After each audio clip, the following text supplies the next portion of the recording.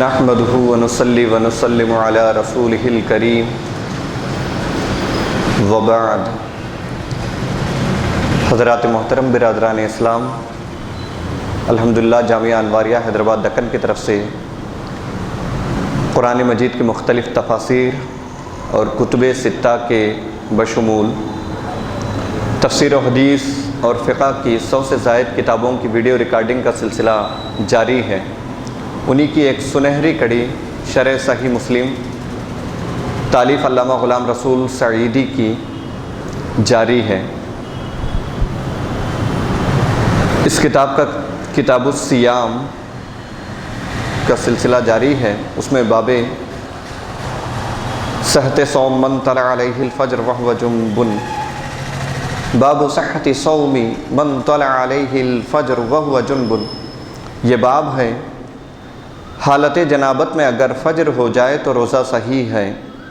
یعنی یہ باب اس بیان میں ہے کہ اگر کسی پر غسل فرض ہو جائے تو اسی حالت میں فجر کا وقت آ جائے تو کیا روزہ صحیح ہوگا یا نہیں ہوگا، اس بیان میں ہے۔ عن ابی ہریرہ رضی اللہ تعالی عنہ یقول فی قصصہ من ادرکہ الفجر جنبا فلا یصوم قال فذکرت ذلك عبد الرحمن بن الحارث لأبيه فأنكر ذلك فانطلق عبد الرحمن وانطلقت معه حتى دخلنا على عائشة رضي الله تعالى عنها وأم سلمة رضي الله تعالى عنهما فنسألهما عبد الرحمن عن ذلك فقال فقلتاهما قالت كان النبي صلى الله عليه وسلم يصبح جنبا من غير حلم ثم يصوم قال فانطلقنا حتى دخلنا على مروان فذكر ذلك له عبد الرحمن فقال مروان عزمت عليك إلا ما ذهبت إلى أبي هريرة رضي الله تعالى عنه فرددت عليه ما يقول قال فجئنا أبا هريرة رضي الله تعالى عنه وأبو بكر حاضر ذلك كله قال فذكر له عبد الرحمن فقال أبو هريرة أهما قالتاه لك قال نعم قال هما عالم ثم رد أبو هريرة ما كان يقول في ذلك إلى الفضل بن عباس رضي الله تعالى عنهما فقال أبو هريرة سمعت ذلك من الفضل رضي الله تعالى عنه ولم أسمعه من النبي صلى الله عليه وسلم قال فرجع أبو هريرة رضي الله تعالى عنه أما كان يقول في ذلك الحديث قلت لعبد الملك أقالتا في رمضان قال كذلك يصبح جنبا من غير حلم ثم يصوم۔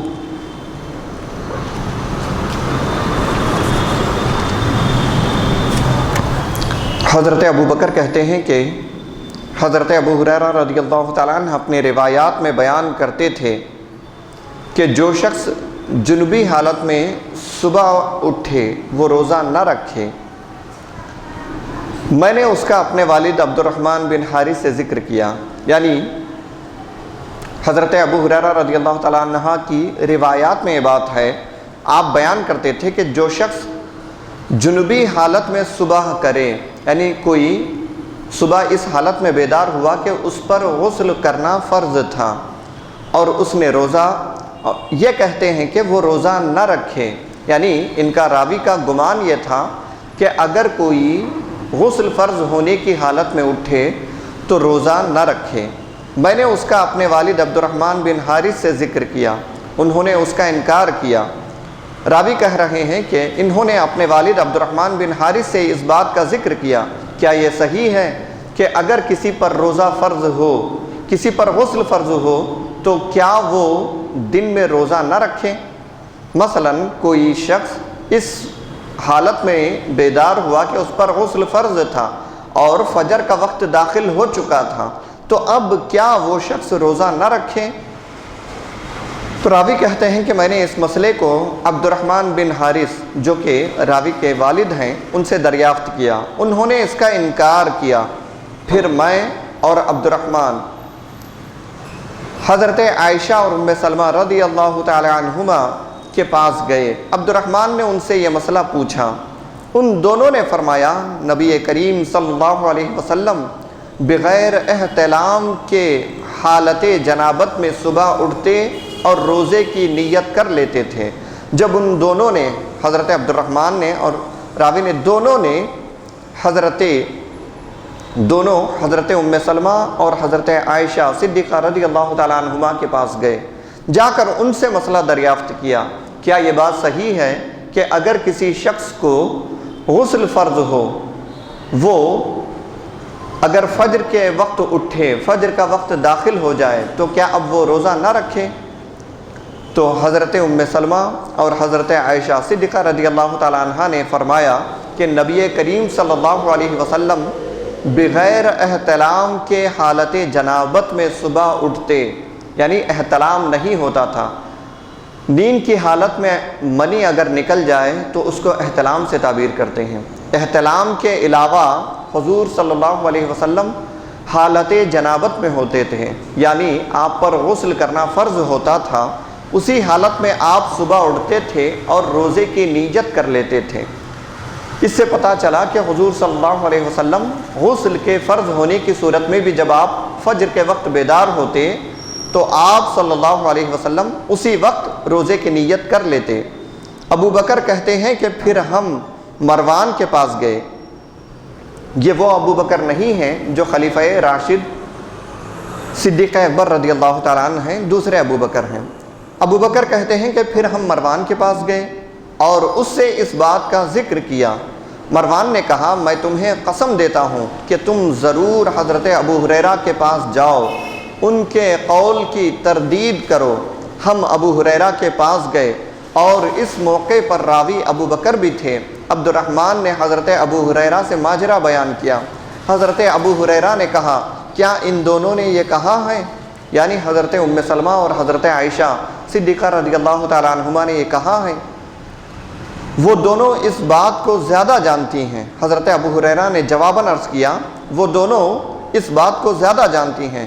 پھر حضرت ابو ہریرہ نے کہا، میں نے یہ قول فضل بن عباس سے سنا تھا، نبی کریم صلی اللہ علیہ وسلم سے نہیں سنا تھا۔ پھر حضرت ابو ہریرہ نے اپنے اس قول سے رجوع کر لیا۔ ابن جریح کہتے ہیں کہ میں نے عبد الملک سے پوچھا، کیا ان دونوں نے رمضان کے روزے کے بارے میں یہ حدیث بیان کی تھی؟ انہوں نے کہا، آپ بغیر احتلام کے حالت جنابت میں صبح اٹھتے اور روزے کی نیت کر لیتے تھے۔ آپ اندازہ لگائیں، پورا خلاصہ یہ ہے کہ حضرت ابو بکر نے یہ بیان کیا کہ کوئی شخص غسل فرض ہونے کی حالت میں نیند سے بیدار ہو اور فجر کا وقت داخل ہو تو وہ اس وقت روزے کی نیت نہ کرے، روزہ نہ رکھے، کیونکہ فجر کا وقت داخل ہو چکا ہے۔ روزہ فجر کے وقت سے لے کر غروب آفتاب تک، سورج کے غروب ہونے تک، یعنی مغرب کے وقت تک رہتا ہے۔ تو حضرت ابو ہریرہ کے ذہن میں یہ بات تھی کہ فجر کا وقت اگر داخل ہو گیا، اس حالت میں کوئی اگر ناپاکی کے عالم میں رہا، ناپاکی کی حالت میں رہا اور وہ فجر کے وقت اگر بیدار ہوا تو اب وہ روزہ نہ رکھے، چونکہ ناپاکی کی حالت میں اس نے روزے کے وقت میں رہا۔ تو حضرت ابو ہریرہ کے ذہن میں یہی بات تھی کہ اس کا روزہ صحیح نہیں ہوگا، روزہ نہیں رکھ سکتا وہ۔ تو حضرت ابو ہریرہ کے ذہن میں یہی بات تھی کہ کوئی ناپاکی کے حالت میں فجر کا وقت، فجر میں بیدار ہو جائے تو وہ روزہ نہ رکھے۔ آپ نے یہی بات دوسروں سے بھی بیان کی، حضرت عبد الرحمن اور دیگر کے سامنے اس بات کو ذکر کیا۔ تو راوی کہتے ہیں کہ حضرت عبد الرحمن اور دیگر نے مل کے حضرت عائشہ اور حضرت ام سلمہ کے پاس گئے، جا کر کے معاملہ عرض کیا، کیا یہ بات صحیح ہے کہ اگر کوئی فجر کے وقت ناپاکی کے حالت میں بیدار ہوا تو کیا وہ روزہ نہ رکھے، روزے کی نیت نہ کرے؟ حضرت عائشہ، حضرت ام سلمہ دونوں نے اس بات کا انکار کیا اور دلیل کے طور پہ یہ بات پیش کی، یہ روایت پیش کی کہ حضور صلی اللہ علیہ وسلم غسل فرض ہونے کی حالت میں فجر کے وقت بیدار ہوتے اور آپ صلی اللہ علیہ وسلم روزے کی نیت کر لیتے تھے اور روزہ رکھ لیتے تھے۔ اس سے پتہ چلا کہ فجر کے وقت کے داخل ہونے کے باوجود بھی اگر کوئی غسل فرض ہونے کی حالت میں بیدار ہو تو اس کو روزہ مکمل کرنے کا حکم ہے، اس کی وجہ سے روزے پر کوئی فرق نہیں پڑتا۔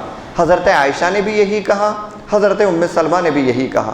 پھر حضرت عبد الرحمن بن حارث وغیرہ واپس حضرت ابو ہریرہ کے پاس آئے، آ کر انہوں نے کہا کہ امہات المؤمنین نے اس مسئلے کو بیان کیا ہے، حضرت عائشہ اور حضرت ام سلمہ نے اس مسئلے کو بیان کیا کہ حضور صلی اللہ علیہ وسلم حالت جنابت میں، یعنی جس عالم میں غسل فرض ہوتا ہے، اسی حالت میں آپ فجر کے وقت بیدار ہوتے اور روزے کی نیت کر لیتے تھے اور وہ روزہ مکمل فرما لیتے تھے۔ تو حضرت ابو ہریرہ نے جب یہ بات سنی تو تاکید کے ساتھ پوچھا، زور دیتے ہوئے پوچھا، کیا یہ ان دونوں نے یعنی حضرت عائشہ اور حضرت ام سلمہ نے اس بات کو کہا ہے؟ حضرت عبد الرحمن بن حارث وغیرہ نے کہا ہاں بالکل انہوں نے کہا۔ تو حضرت ابو ہریرہ نے اسی وقت اپنے سابقہ قول سے رجوع کر لیا، یعنی پہلے جو ان کے ذہن میں جو بات تھی اس بات سے آپ نے رجوع کر لیا کہ میرے ذہن میں جو بات تھی میں نے فضل ابن عباس سے سنا تھا، ان کے ذریعے میں نے یہ سنا تھا کہ اگر کوئی ناپاکی کی حالت میں صبح بیدار ہو جائے، فجر کا وقت داخل ہو جائے تو وہ روزہ نہ رکھیں، میں نے ان سے سنا تھا۔ آپ نے فوراً اس بات سے رجوع کر لیا۔ اس سے دیکھیے ایک بنیادی مسئلہ یہ سامنے آیا کہ اگر کوئی فجر کے وقت کے داخل ہونے کے باوجود بھی فجر کے وقت کے شروع ہونے کے باوجود بھی اگر کوئی فجر کے وقت کے شروع ہونے کے باوجود بھی اگر کوئی ناپاکی کے عالم میں رہا تو اس سے روزے پر کوئی فرق نہیں پڑے گا، لیکن یہ ضرور ہے کہ نماز فجر سے پہلے غسل کریں اور نماز ادا کر لیں۔ اگر بالفرض ایک لمحے کے لیے مان لیں کہ کسی نے ظہر تک ویسے ہی ناپاکی کے عالم میں رہا تب بھی اس کا روزہ، بلکہ مغرب تک بھی رہا تو اس کا روزہ تو مکمل ہو جائے گا، لیکن نماز چھوڑنے کا گناہ اس کے سر ہوگا۔ ناپاکی کی وجہ سے روزے پر کوئی فرق نہیں پڑتا۔ ایک بنیادی مسئلہ تو یہ ظاہر ہو گیا کہ ناپاکی کی وجہ سے روزے پر کوئی فرق نہیں پڑتا۔ البتہ ایک مومن کے لیے ضروری ہے جب وہ ناپاک ہو جائے جلد سے جلد غسل کر کے پاک ہو جائے۔ جب تک بے غسلی کے عالم میں رہے گا، ناپاکی کے عالم میں رہے گا، یہ اس کے لیے مناسب نہیں ہے۔ جتنا جلد ہو سکے وہ پاک ہو جائے۔ یہ تو ایک بنیادی مسئلہ یہ معلوم ہوا۔ ایک دوسرا مسئلہ یہ معلوم ہوا کہ حضرت ابو ہریرہ جیسے جلیل القدر صحابی، آپ اس قدر حریص تھے، اس قدر علم دین حاصل کرنے کے حوالے سے آپ دلچسپی رکھتے تھے کہ رات و دن حضور کی بارگاہ میں رہا کرتے تھے، صحابہ اکرام کے ساتھ حضور کی بارگاہ میں رہا کرتے تھے، آپ کی ہر حدیث کو آپ نقل کر لیتے، اپنے پاس لکھ کے محفوظ کر لیا کرتے تھے۔ مسائل کو سننے، یاد رکھنے اور امت تک پہنچانے میں پورے صحابہ میں کوئی آپ کے مثل نہیں ہے، کوئی آپ کی طرح نہیں ہے۔ یہی وجہ ہے کہ حضرت ابو ہریرہ سے سب سے زیادہ حدیثیں مروی تھیں، اس کے باوجود بھی حضرت ابو ہریرہ سے یہ غلطی ہوئی، حضرت ابو ہریرہ سے یہ غلطی ہوئی کہ آپ ایک بنیادی مسئلہ بالکل الٹا جانتے تھے، بالکل جو حقیقی مسئلہ تھا اس کے برخلاف، اس کے الٹا آپ دوسرا مسئلہ سمجھ رہے تھے کہ حقیقت میں معاملہ یہی ہے، یعنی ناپاکی کی وجہ سے روزے پہ کوئی فرق نہیں پڑتا۔ حضرت ابو ہریرہ یہ سمجھ رہے تھے کہ ناپاکی کی صورت میں روزے پر فرق پڑتا ہے، بلکہ روزہ ہو ہی نہیں سکتا۔ بالکل الٹا مسئلہ، بالکل مخالف مسئلہ آپ کے ذہن میں تھا۔ جب آپ کو حقیقت معلوم ہوئی فوراً آپ نے رجوع کر لیا، بغیر کسی چون چرا کے، بغیر کسی تردد کے، بالکل آپ نے رجوع کر لیا، اپنے مسئلے کو واپس لے لیا۔ آپ نے کہا کہ مجھ سے یہ غلطی ہوئی ہے، میں نے اس مسئلے کو فضل ابن عباس سے سنا تھا۔ اب وہ نہ جانے کس سے سنے تھے یا ان کو کہاں سے غلط فہمی ہوئی تھی، اس کا ذکر یہاں نہیں ہے۔ تو یہ صحابہ کا شیوا تھا۔ قرآن مجید نے صحابہ کی زندگی کو ہمارے لیے نمونہ بتایا ہے، ان کے ایمان کو ہمارے لیے نمونہ بتایا ہے۔ آمنو کما آمن الناس، اے لوگو تم ان صحابہ کی طرح ایمان لاؤ۔ یہود و نصارہ سے کہا گیا کہ ان آمنو بمثل آمنتم فقد اہتدوا، کہ ان صحابہ کی طرح اگر تم ایمان لاؤ گے تو تمہارا ایمان لانا قابل قبول ہوگا، تم ہدایت یافتہ ہو جاؤ گے۔ تو آپ اندازہ لگائیں صحابہ کے ایمان کو ہمارے لیے نمونہ بنایا گیا ہے۔ اس کی وجہ یہی ہے کہ صحابہ کے دل سادہ لوگ بالکل سفید کاغذ کی طرح ہوتے تھے، ان کے اپنے نفسانی خواہشات، نفسانی جذبات کچھ نہیں ہوتے تھے۔ اگر دین کا کوئی معاملہ آ جائے اور ان سے کوئی معاذ اللہ غلطی ہو جائے، فوراً اس کے لیے رجوع کرنے کے لیے تیار ہو جاتے تھے۔ اس میں ایک لمحہ بھر بھی، بے شمار روایتیں اس حوالے سے ہیں، ایک لمحے کے لیے بھی وہ ٹال مٹول نہیں کرتے تھے، آگے پیچھے نہیں ہٹتے تھے۔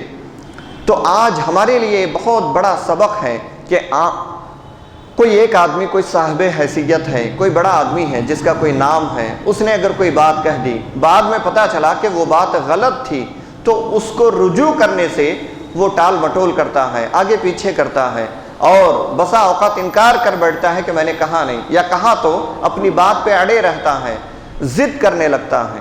بلکہ علم دین سے وابستہ حضرات سے بھی یہ معاملات دیکھنے آتے ہیں کہ کوئی بات ان سے غلطی سے نکل گئی، غلط فہمی ہو گئی، غلطی سے کوئی بات نکل گئی، تو بعد میں پتہ چلا کہ آپ سے یہ غلطی سرزد ہوئی، تو وہ اس کو قبول کرنے تیار نہیں ہوتے، اس کو ماننے کے لیے تیار نہیں ہوتے۔ جبکہ صحابہ سے ہمیں یہ درس ملتا ہے، اگر کوئی دین کے معاملے میں غلطی ہو تو ہمارے لیے ضروری ہے کہ ہم اس سے رجوع کر لیں اور جو حقیقت ہے اس کو اپنا لیں۔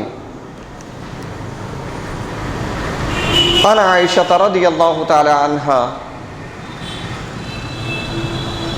عن النبی صلی اللہ علیہ وسلم قالت قد كان رسول الله صلى الله عليه وسلم يدركه الفجر في رمضان وهو جنب من غير حلم فيغتسل وهو يصوم۔ نبی کریم صلی اللہ علیہ وسلم کی زوجہ ام المؤمنین حضرت عائشہ صدیقہ رضی اللہ تعالیٰ عنہ بیان کرتی ہیں کہ نبی کریم صلی اللہ علیہ وسلم بغیر احتلام کے حالت جنابت میں صبح کو اٹھتے، پھر غسل کر کے روزے کی نیت کر لیتے۔ نبی کریم صلی اللہ علیہ وسلم کا یہ عمل حضرت عائشہ بیان فرما رہی ہیں کہ بغیر احتلام کے حالت جنابت میں رمضان میں حضور صلی اللہ علیہ وسلم صبح کو اٹھتے، پھر غسل کر کے روزے کی نیت کر لیتے۔ بغیر احتلام کے یعنی غسل جن چیزوں سے فرض ہوتا ہے ان میں سے ایک احتلام ہے، یعنی سونے کی حالت میں منی کا خارج ہونا، اور دوسرا جنابت۔ ہم بستری کی وجہ سے بھی غسل فرض ہوتا ہے، یعنی حضرت عائشہ یہ بیان فرمانا چاہ رہی ہیں کہ احتلام کے بغیر حضور پر غسل فرض ہوتا تھا، وہ ہم بستری وغیرہ کی وجہ سے غسل فرض ہوتا تھا، تو رمضان میں صبح کو حضور صلی اللہ علیہ وسلم غسل فرض ہونے کی حالت میں اٹھتے، پھر غسل کر کے روزے کی نیت کر لیتے، غسل کر کے روزے کی نیت کر لیتے۔ عن ابی بکر حدثہ ان مروان ارسلہ الى ام سلمہ رضی اللہ تعالی عنہ یسأل عن الرجل یصبح جنبا ایصوم فقالت كان رسول الله صلى الله عليه وسلم يصبح جنبا من جماع لا حلم ثم لا يفطر ولا يقضي۔ ابو بکر کہتے ہیں کہ مروان نے انہیں ام سلمہ رضی اللہ تعالی عنہ کے پاس بھیجا۔ یہ ام سلمہ ام المؤمنین ہیں۔ ام سلمہ کے پاس یہ پوچھنے کے لیے بھیجا کہ جو شخص حالت جنابت میں صبح کو اٹھے، یعنی غسل فرض ہونے کی حالت میں صبح کو اٹھے اور وہ روزہ رکھ سکتا ہے یا نہیں۔ انہوں نے فرمایا، یعنی ام سلمہ رضی اللہ تعالیٰ عنہ فرماتی ہیں کہ رسول اللہ صلی اللہ علیہ وسلم صبح کو اٹھتے، درا حالانکہ آپ جماع سے جنبی ہوتے، نہ کہ احتلام سے، یعنی جماع کی وجہ سے آپ پر غسل فرض ہوتا تھا، احتلام کی وجہ سے نہیں۔ پھر آپ کچھ کھاتے پیتے نہیں تھے اور نہ روزے کی قضا کرتے تھے، یعنی حضور صلی اللہ علیہ وسلم اسی حالت میں بیدار ہوتے، پھر آپ روزے کی نیت کر لیتے، اور آپ اسی حالت میں یعنی روزے کی حالت میں غسل بھی فرماتے تھے، پھر اس روزے کی کبھی آپ قضا بھی نہیں کرتے تھے۔ تو پتہ چلا غسل فرض ہونے کی حالت میں اگر کوئی بیدار ہو تو اس صورت میں وہ روزے کی نیت بھی کر سکتا ہے، بعد میں روزے کی حالت ہی میں غسل بھی کر سکتا ہے۔ انا عائشہ رضی اللہ تعالی عنہ وأم سلمة زوج النبي صلى الله عليه وسلم أنهما قالتا إن كان رسول الله صلى الله عليه وسلم لا يصبح جنبا من جماع غير احتلام في رمضان ثم يصوم۔ حضرت عائشہ صدیقہ رضی اللہ تعالیٰ عنہ فرماتی ہیں، ام سلمہ رضی اللہ تعالیٰ عنہ بیان کرتی ہیں کہ رسول اللہ صلی اللہ علیہ وسلم رمضان میں صبح اٹھتے، درا حالانکہ آپ جماع سے جنبی ہوتے تھے، یعنی اس حالت میں بیدار ہوتے تھے کہ آپ جماع کی وجہ سے، ہم بستری کی وجہ سے جنبی ہوتے تھے، آپ پر غسل فرض ہوتا تھا، نہ کہ احتلام کی وجہ سے، اور آپ روزے کی نیت کر لیتے تھے۔ حضرت عائشہ صدیقہ رضی اللہ تعالیٰ عنہ سے ایک اور حدیث مروی ہے، ان عائشہ رضی اللہ تعالیٰ عنہ ان رجلا جاء الى النبي صلى الله عليه وسلم يستفتيه وهي تسمع من وراء الباب فقال يا رسول الله صلى الله عليه وسلم تدركني الصلاة وأنا جنب فأصوم؟ فقال رسول الله صلى الله عليه وسلم وأنا تدركني الصلاة وأنا جنب فأصوم؟ فقال لست مثلنا يا رسول الله صلى الله عليه وسلم قد غفر الله لك ما تقدم من ذنبك وما تأخر۔ فقال والله إني لأرجو أن أكون أخشاكم لله وعالمكم بما أتقي۔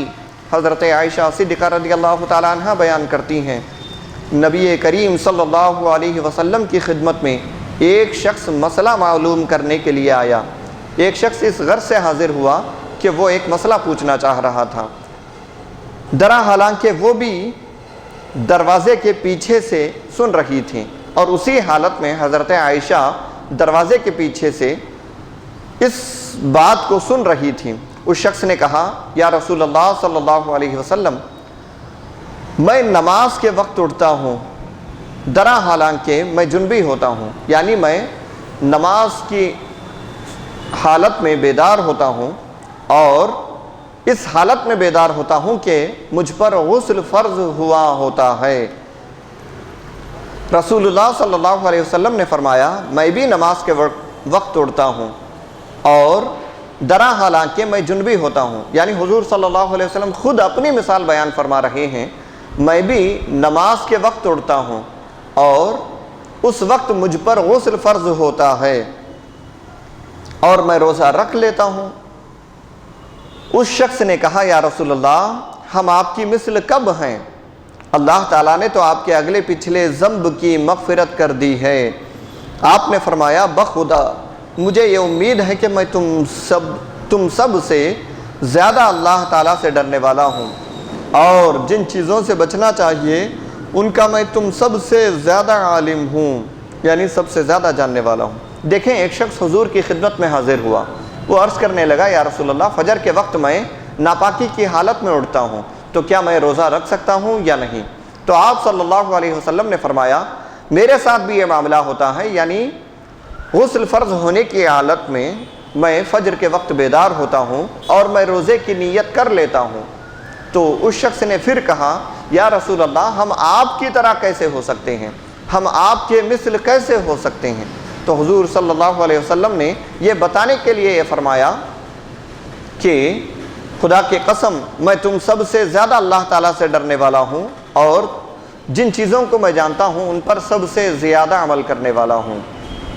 اس کا مطلب یہ ہے کہ ایسا نہیں ہے کہ یہ عمل کوئی صرف نبی کے لیے خاص ہے، بلکہ پوری امت کے لیے یہ اجازت ہے کہ اگر کوئی ناپاکی کے عالم میں صبح کے وقت بیدار ہو تو وہ روزے کی نیت کر سکتا ہے۔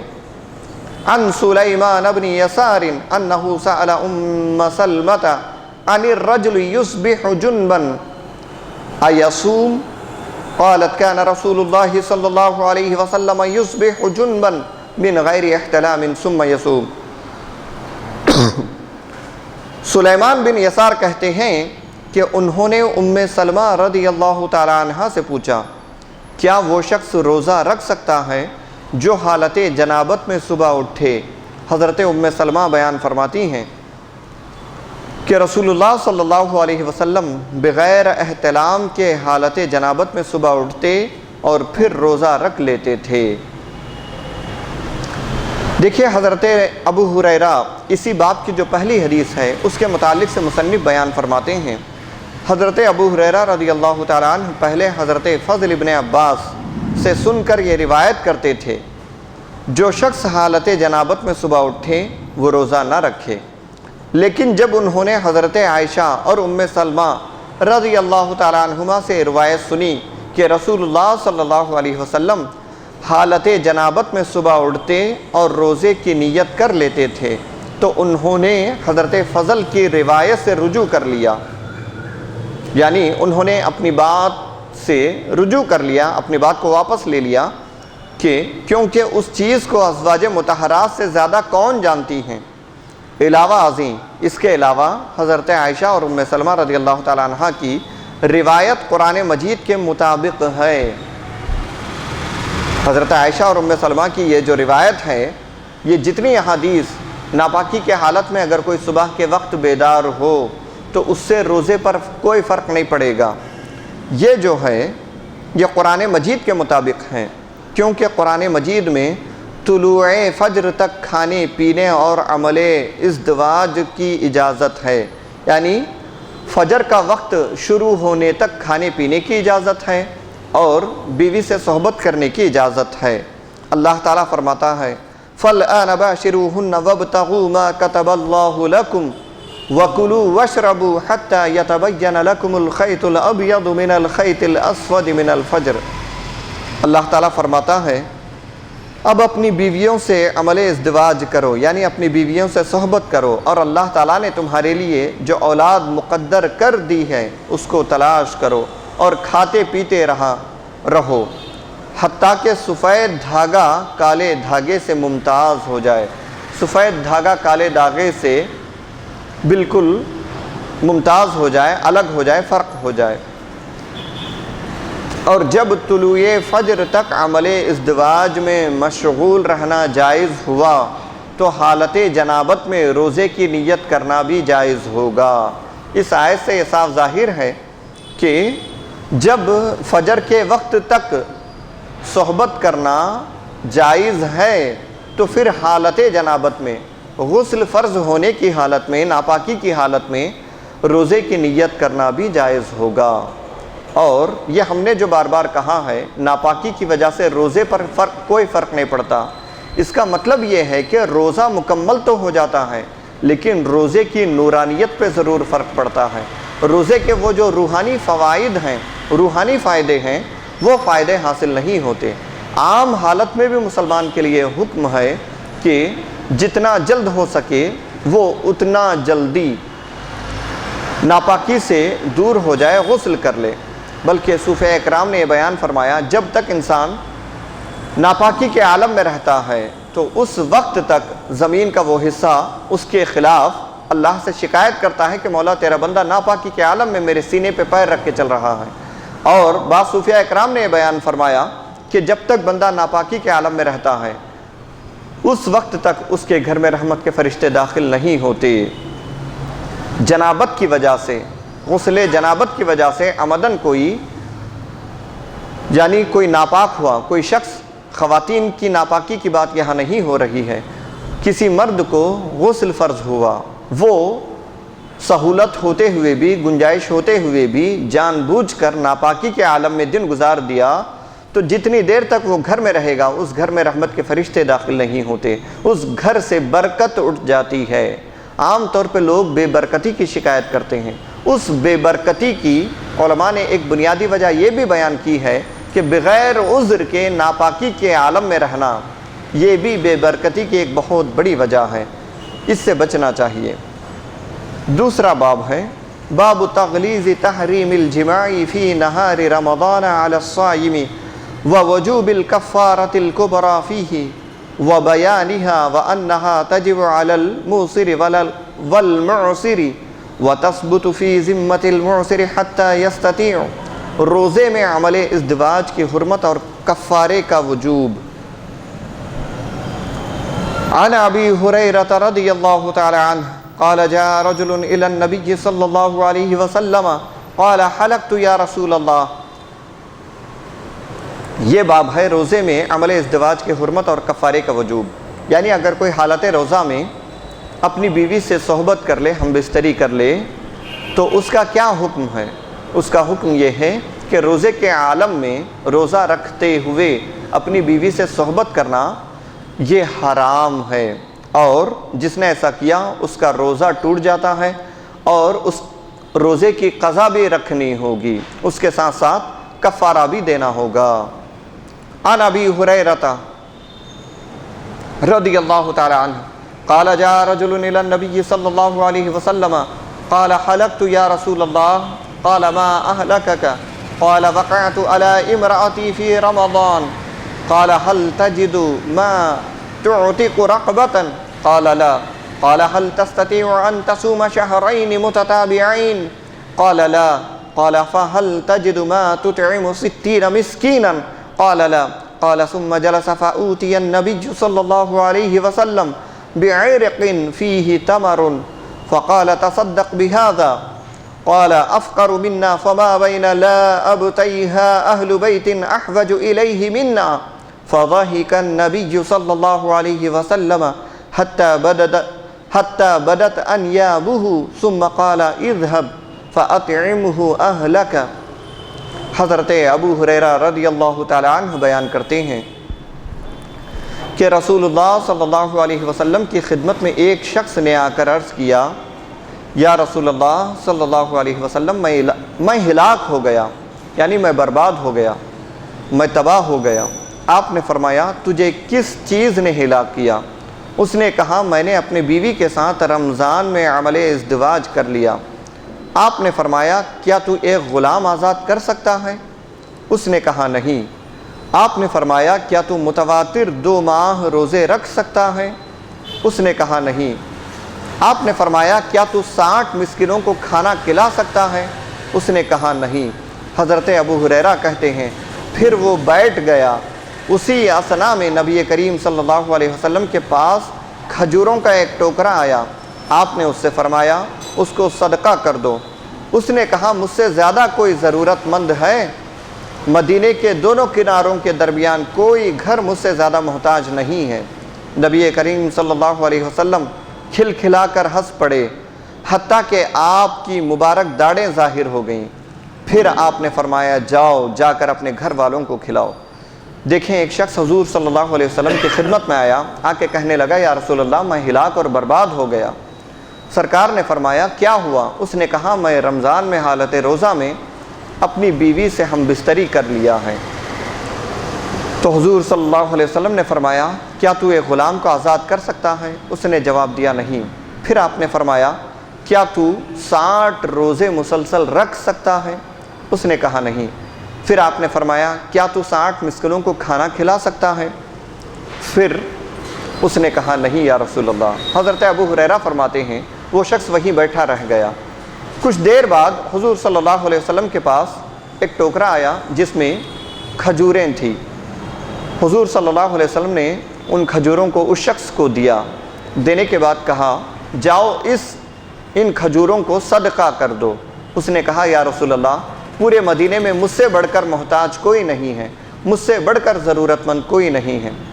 آپ نے فرمایا، آپ نے مسکرایا یہاں تک کہ آپ کے داڑھ مبارک ظاہر ہو گئے، داڑھ مبارک آپ کے ظاہر ہو گئے، اتنا آپ نے مسکرایا۔ مسکرا کر کہا جاؤ جا کر کے ان کھجوروں کو اپنے اہل و عیال کو کھلاؤ، اپنے بیوی بچوں کو کھلاؤ۔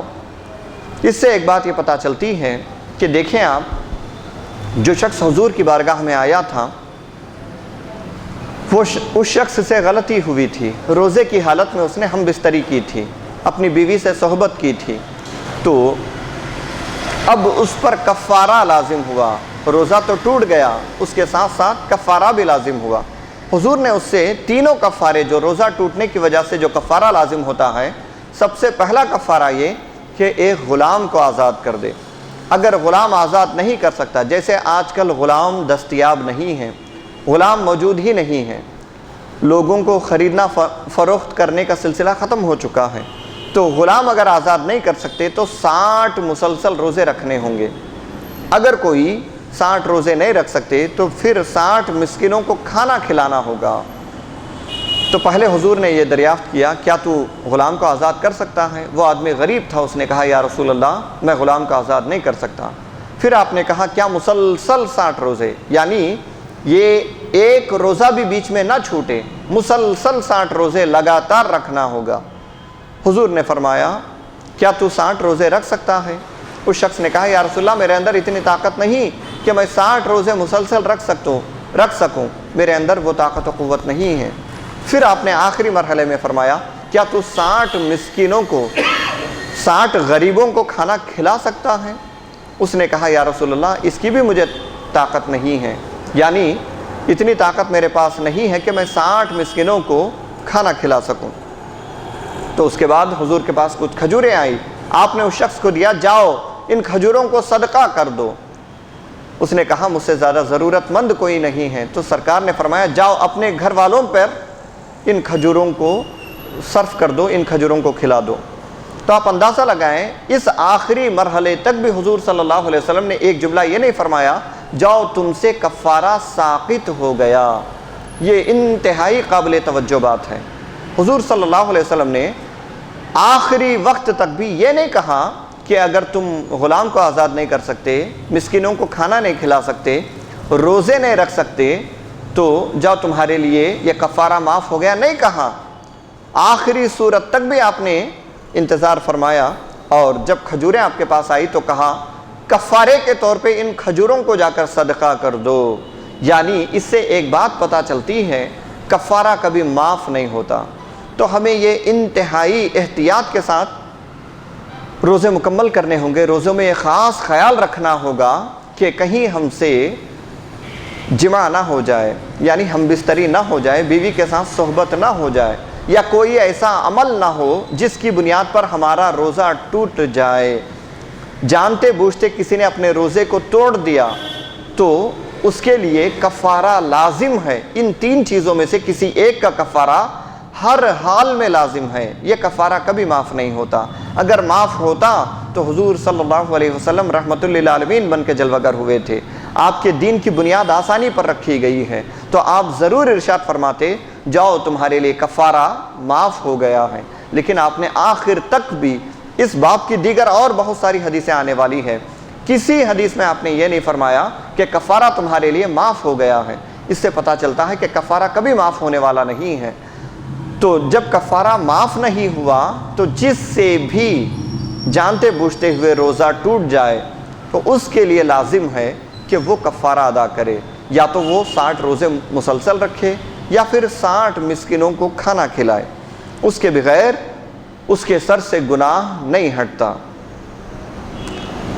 اسی باب کی ایک اور حدیث ہے ان محمد ابن مسلم الزہری بہذا الاسناد، ایک اور سند سے یہ روایت ہے، اس میں کھجوروں کے ٹوکرے کا ذکر ہے، اور یہ نہیں ہے کہ آپ کھلکھلا کر ہنسے، یعنی آپ نے بہت زیادہ ہنسا، اس کا تذکرہ نہیں ہے، بلکہ صرف اتنا ہے کہ آپ کی مبارک داڑھیں دکھائی دینے لگیں۔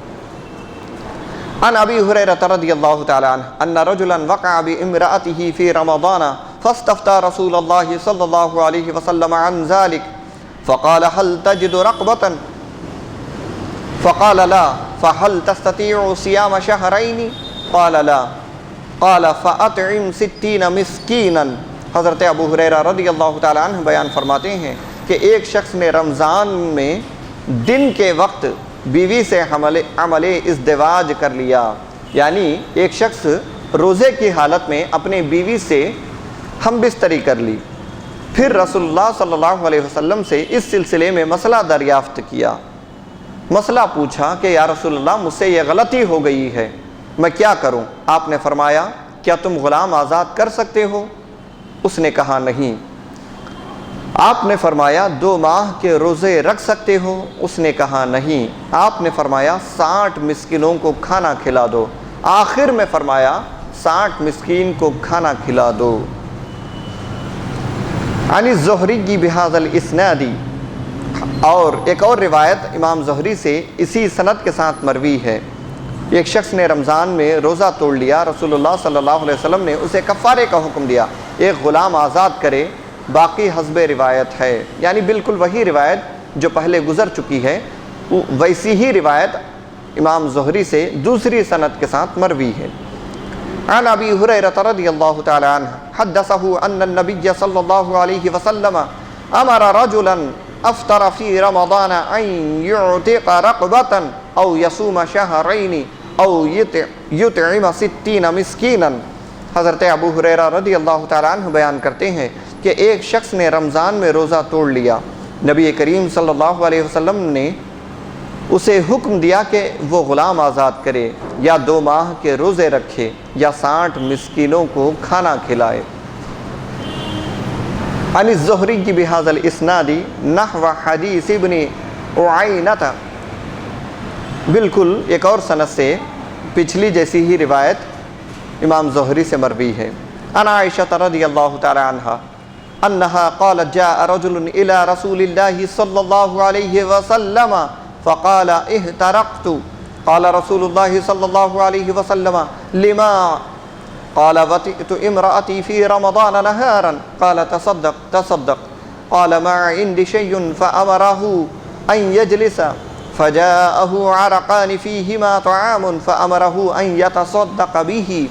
حضرت عائشہ صدیقہ رضی اللہ تعالی عنہ بیان کرتی ہیں کہ ایک شخص نے حضور صلی اللہ علیہ وسلم کی خدمت میں حاضر ہو کر عرض کیا، میں تو جل گیا، یعنی اس شخص سے جو غلطی ہوئی تھی اس پر اتنا نادم وہ شخص تھا، اپنے آپ کو جلنے سے تعبیر کیا، حقیقت میں کوئی آگ نہیں لگی تھی کہ وہ جل گیا ہو۔ اس کی وضاحت آگے کر رہا ہے۔ حضور صلی اللہ علیہ وسلم نے فرمایا کیا ہوا؟ اس نے کہا میں نے رمضان کے دن میں یعنی دن کے وقت میں اپنی بیوی سے عمل ازدواج کر لیا، یعنی میں نے اپنی بیوی سے ہم بستری کر لی۔ آپ نے فرمایا صدقہ کرو صدقہ کرو۔ اس نے کہا میرے پاس تو کچھ نہیں ہے۔ آپ نے اسے حکم دیا کہ بیٹھ جاؤ۔ اسی اثنا میں یعنی اسی وقت آپ کے پاس کھانے کے 2 ٹوکرے آئے، آپ نے اس کو دیا اور کہا کہ ان کو صدقہ کر دیں۔ دیکھیں یہاں پہ صرف صدقے کا حکم حضور صلی اللہ علیہ وسلم نے دیا، دیگر 2 کفاروں کا ذکر نہیں کیا حضور صلی اللہ علیہ وسلم۔ اسی لیے ہم بارہا کہتے ہیں کہ کوئی ایک حدیث یا کوئی ایک آیت کسی مسئلے کو بیان کرنے کے لیے کافی نہیں ہوتی۔ آج کل لوگوں کا یہ معمول بن چکا ہے، ایک بخاری کی کوئی حدیث لے لیے، کسی اور کتاب کی کوئی ایک حدیث ایک روایت لے لیے، اس کے بعد مسئلہ بیان کرنے لگتے ہیں کہ یہ تو صحیح حدیث میں یہ بات بیان ہوئی ہے۔ تو بارہا ہم یہ عرض کرتے رہے ہیں کہ کسی ایک حدیث یا کسی ایک آیت سے مسئلہ ثابت نہیں ہوتا جب تک کہ اس باب کی تمام حدیثیں تمام آیات پہ نظر نہ ہو۔ دیکھیں اگر کوئی یہ امام مسلم کی روایت کردہ حدیث ہے، بالکل صحیح سند کے ساتھ حدیث ہے، امت کے کسی مکتب فکر اس کو انکار نہیں کر سکتی، اس حدیث میں کلام نہیں کر سکتی۔ یہ حدیث صحیح سند کے ساتھ امام مسلم نے روایت کی ہے۔ اس حدیث میں آپ پورا واقعہ آپ نے سماعت کیا کہ ایک شخص آیا، اس نے کہا کہ میں نے اپنی بیوی سے ہم بستری کر لی ہے۔ سرکار نے کہا صدقہ کرو۔ اگر کوئی یہ حدیث بیان کرے اور یہ کہے، اس سے پتہ چلتا ہے کہ اگر کسی سے ہم بستری ہو جائے تو وہ صدقہ کرے، یہ کافی ہے، حالانکہ ایسا نہیں ہے۔ جیسا کہ اس سے پہلے ہم نے 2-3 روایتیں عرض کی، اس میں صاف صراحتاً حضور نے بیان فرمایا کہ پہلے غلام آزاد کرنا ہے، یہ ترتیب کا بھی لحاظ رکھنا ہے، صرف کفارہ کوئی بھی ادا کر دینا کافی نہیں ہے۔ اگر وہ غلام آزاد کر سکتا ہے تو اس کے لیے ضروری ہے پہلے غلام آزاد کرے۔ اگر غلام آزاد نہیں کر سکتا یا اس کا امکان نہیں ہے، جیسے آج کل ہمارے دور میں غلام دستیاب نہیں ہیں، تو اگر غلام آزاد کرنے میں کوئی دشواری ہے، نہیں کر سکتا، تو دوسرے نمبر پہ 60 روزے رکھنے کا حکم ہے، مسلسل 60 روزے رکھنے کا حکم ہے۔ کفارہ در حقیقت یہ ایک طرح کی سزا ہے، اسی وجہ سے کفارے کا حکم دیا گیا۔ 60 روزے مسلسل رکھے، 60 روزے رکھنے کی بھی طاقت نہیں رکھتا تو آخر میں 60 مسکینوں کو کھانا کھلانے کا حکم ہے۔ یہ 3 کفارے بنیادی طور پہ بیان کیے گئے ہیں۔ اب اس حدیث میں تینوں میں سے کسی کفارے کا ذکر نہیں ہے، صرف صدقے کا ذکر ہے۔ تو حضور صلی اللہ علیہ وسلم جو بیان فرماتے تھے وہ آنے والے کا حال دیکھ کر بیان فرماتے تھے۔ حضور کو یہ اندازہ تھا کہ یہ شخص نہ تو غلام آزاد کر سکتا ہے، نہ اس کے اندر اتنی طاقت و قوت ہے کہ یہ 60 روزے مسلسل رکھ سکتا ہے، نہ ہی اس کے پاس اتنی دولت ہے کہ یہ 60 مسکینوں کو کھانا کھلائے۔ تو حضور یہ تمام چیزیں جانتے تھے، اسی لیے اس سے کہا کہ تم صدقہ کر دو۔ آخر میں اس شخص نے کہا یا رسول اللہ میرے پاس صدقہ کرنے کے لیے بھی کچھ نہیں ہے۔ تھوڑی دیر بعد حضور صلی اللہ علیہ وسلم کے پاس 2 ٹوکرے کھجور کے آئے تو آپ نے اس شخص کے ہاتھ میں رکھا، کہا جاؤ ان کھجوروں کو صدقہ کر دو، تو اس نے صدقہ کر دیا۔ عن عائشہ رضی اللہ تعالی عنہ تقول اتى رجل الى رسول الله صلی اللہ علیہ وسلم فذكر الحديث وليس في اول الحديث تصدق۔ حضرت عائشہ صدیقہ رضی اللہ تعالیٰ عنہ بیان کرتی ہیں کہ رسول اللہ صلی اللہ علیہ وسلم کے پاس ایک شخص آیا، پھر وہی حدیث ہے لیکن اس میں دن کے وقت کا اور صدقہ دینے کا حکم کا ذکر نہیں ہے۔ اسی ایک اور سند کے ساتھ یہی حدیث جو پیچھے گزر چکی ہے، وہی حدیث ایک اور سند کے ساتھ بھی مروی ہے، لیکن اس حدیث میں صدقہ دینے اور دن کا تذکرہ نہیں ہے۔ عن عائشة زوج النبي صلى الله عليه وسلم تقول أتى رجل إلى النبي صلى الله عليه وسلم في المسجد في رمضان فقال يا رسول الله احترقت فسأله رسول الله صلى الله عليه وسلم ما شأنه فقال أصبت أهلي قال تصدق فقال والله يا نبي الله ما لي شيء وما أقدر عليه قال اجلس فجلس فبين هو كذلك أقبل رجل يسوق حمارا عليه طعام قال رسول الله صلى الله عليه وسلم أين المحترق آنفا فقام الرجل فقال رسول الله صلى الله عليه وسلم تصدق بهذا فقال يا رسول الله أغيرنا فوالله إنا لجياع ما لنا شيء قال فكلوه۔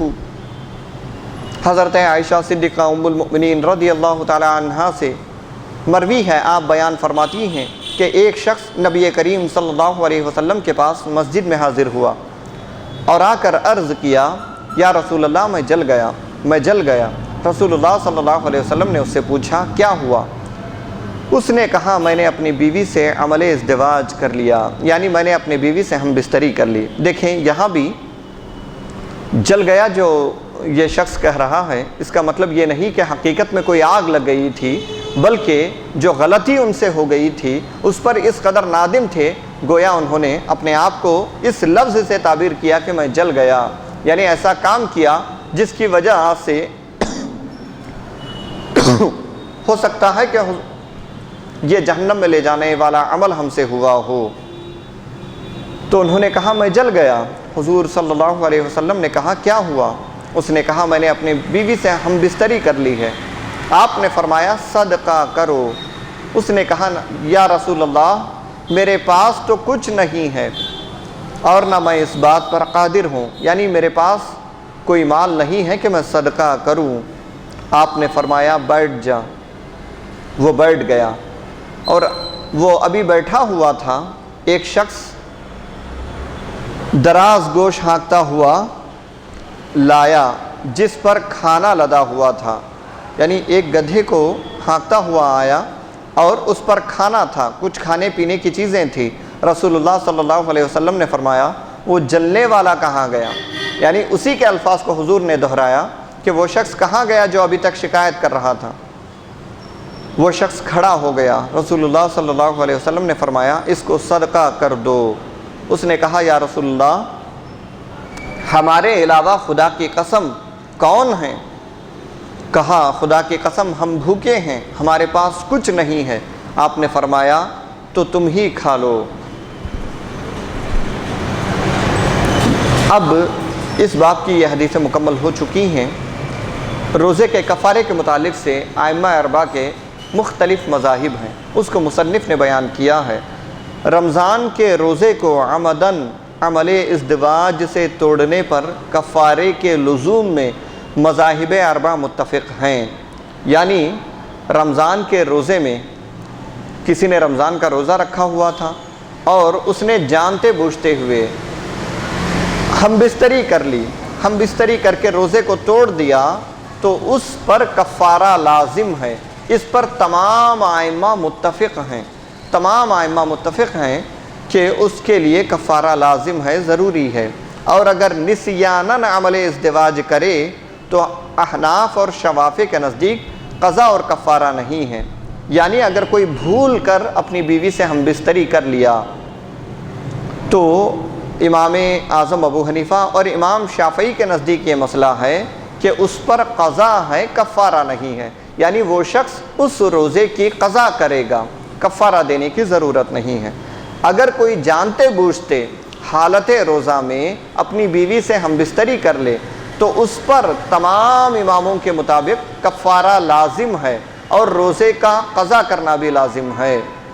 لیکن اگر بھول سے کسی نے اپنی بیوی سے ہم بستری کر لی تو امام شافعی اور امام اعظم ابو حنیفہ کے نزدیک صرف قضا ہے، کفارہ نہیں ہے، چونکہ دیگر حدیثوں میں یہ بیان ہوا ہے، حضور صلی اللہ علیہ وسلم نے فرمایا میری امت سے خطا کو اٹھا لیا گیا ہے، یعنی خطا اور نسیان کو اٹھا لیا گیا ہے۔ کسی نے غلطی سے بھول کر کوئی کام کیا تو اللہ تعالیٰ نے امت محمدیہ کے لیے یہ رخصت عطا فرمائی ہے، یہ آسانی عطا فرمائی ہے کہ اللہ تعالیٰ ان معاملات پر گرفت نہیں فرماتا۔ اس سے امام شافعی اور امام اعظم ابو حنیفہ رضی اللہ تعالیٰ عنہ یہ بیان فرماتی ہیں، اس سے پتہ چلتا ہے کہ اگر کوئی بھول کر اپنی بیوی سے ہم بستری کر لی تو اس پر کفارہ نہیں ہے، صرف قضا لازم ہے۔ امام مالک کے اس مسئلے میں دو قول ہیں۔ امام احمد بن حنبل کے نزدیک روزہ ٹوٹ جاتا ہے اور کفارہ لازم آتا ہے، یعنی اگر کوئی بھول کر ہم بستری کر لی تو امام احمد بن حنبل کے نزدیک روزہ ٹوٹ جاتا ہے اور کفارہ بھی لازم ہوتا ہے۔ امام شافعی اور امام احمد بن حنبل کے نزدیک روزہ ٹوٹ جاتا ہے، قضا لازم ہے لیکن کفارہ لازم نہیں ہے۔ امام مالک سے دونوں طرح کے قول مروی ہیں۔ یہ قول یہ کہ اگر بھول کر کوئی اپنی بیوی سے ہم بستری کر لے، اس کے بارے میں امام مالک کا ایک قول یہ ہے کہ اس پر کفارہ لازم ہوگا، ایک قول یہ ہے کہ کفارہ لازم نہیں ہوگا۔ روزے میں انجیکشن لگوانے کا حکم، یہاں یہ بات بھی قابل ذکر ہے کہ عام طور پہ ہمارے یہاں روزے کی حالت میں انجیکشن لگواتے ہیں، اس کا کیا حکم ہے جان لیں۔ فقہا کی عبارات میں غور کرنے سے معلوم ہوتا ہے کہ مطلقاً کسی چیز کو جسم میں داخل کرنے سے روزہ نہیں ٹوٹتا، یعنی اگر کوئی شخص کسی چیز کو جسم میں داخل کرا تو مطلقاً جسم میں کوئی چیز داخل کرنے سے روزہ نہیں ٹوٹتا۔ مثلاً آنکھوں میں سرما لگانا اور دوا ڈالنے سے روزہ نہیں ٹوٹتا، بلکہ روزہ ٹوٹنے کا مدار، روزہ ٹوٹنے کی اصل وجہ اس بات پر ہے کہ کوئی چیز معدے یا دماغ میں داخل کی جائے۔ اس بنا پر روزے کی حالت میں انجیکشن لگوانے سے روزہ نہیں ٹوٹتا۔ دیکھیں فقہا کی عبارات سے یہ پتہ چلتا ہے، یعنی بڑے بڑے علم فقہ کے ماہرین، علماء، ائمہ، محدثین کی باتوں سے پتہ چلتا ہے کہ کوئی بھی چیز جسم میں داخل ہو اس سے روزہ نہیں ٹوٹتا۔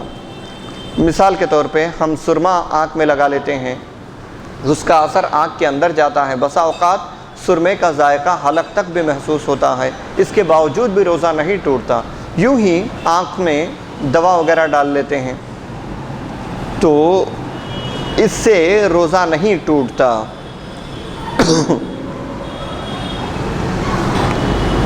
تو اس سے پتہ چلتا ہے کہ اصل روزہ ٹوٹنے کا مدار، روزہ ٹوٹنے کی بنیاد اس بات پر ہے کہ معدے میں کوئی چیز جائے یا دماغ میں کوئی چیز جائے تو اس سے روزہ ٹوٹتا ہے۔